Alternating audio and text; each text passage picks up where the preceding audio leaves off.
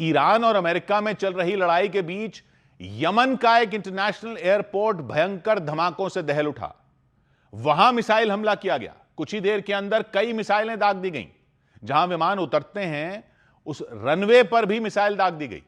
जबरदस्त विस्फोट हुए। हमला होते ही अफरा तफरी मच गई, चीख पुकार मच गई। यमन के हूथी लड़ाकों ने इस हमले के आरोप सऊदी अरब पर लगाए, बदले की धमकी भी दे डाली। खबर है कि उन्होंने एक यात्री विमान को अगवा कर लिया, उसके पायलटों को बंधक बना लिया, और ऐसा इसलिए क्योंकि यमन की राजधानी सना के इंटरनेशनल एयरपोर्ट पर बमबारी की गई, मिसाइलें बरसा दी गईं।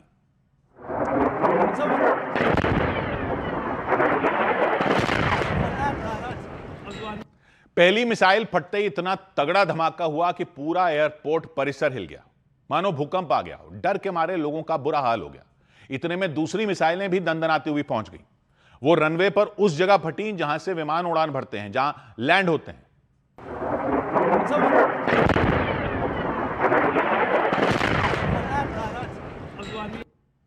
यह हमला ऐसे समय पर हुआ जब अमेरिका और ईरान के बीच चल रहे टकराव की वजह से पूरे पश्चिम एशिया में खलबली मची हुई है।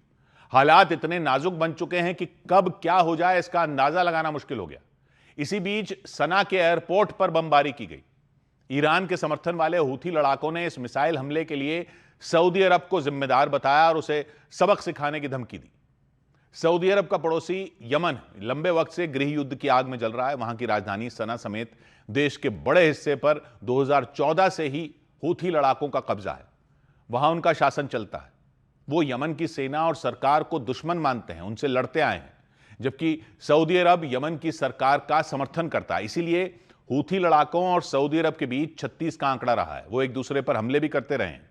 न्यूज एजेंसी रॉयटर्स ने रिपोर्ट दी कि जिस वक्त सना के एयरपोर्ट पर मिसाइलें गिरी, उसी वक्त वहां ईरान का एक प्लेन उतरने वाला था। रिपोर्ट कहती है यमन की सरकार ने उसे अपनी एयर स्पेस का उल्लंघन माना और हमला बोल दिया। बाद में यमन के रक्षा मंत्रालय ने हमले की जिम्मेदारी भी ली, लेकिन हूथी लड़ाकों ने दावा किया कि इसके पीछे सऊदी अरब का भी हाथ है, उसने भी मदद की। इसीलिए वो उस पर भड़क गए और बदले की धमकी दी।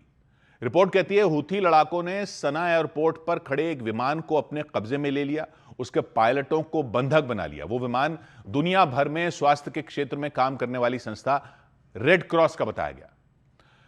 इधर उत्तर प्रदेश के महाराजगंज में भारत नेपाल सीमा से एक अमेरिकी नागरिक को हिरासत में ले लिया गया। उत्तर प्रदेश के महाराजगंज में भारत नेपाल सीमा पर सुरक्षा बल के जवानों ने अमेरिका के एक नागरिक को हिरासत में ले लिया। सुरक्षा बल के जवानों के मुताबिक अमेरिकी नागरिक के पास उसकी पहचान से जुड़े जरूरी दस्तावेज नहीं मिले, जिसके बाद उससे पूछताछ शुरू कर दी गई।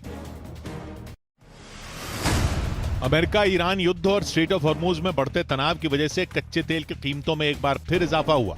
अंतर्राष्ट्रीय बाजार में कच्चे तेल की कीमत $79 प्रति बैरल तक पहुंच गई।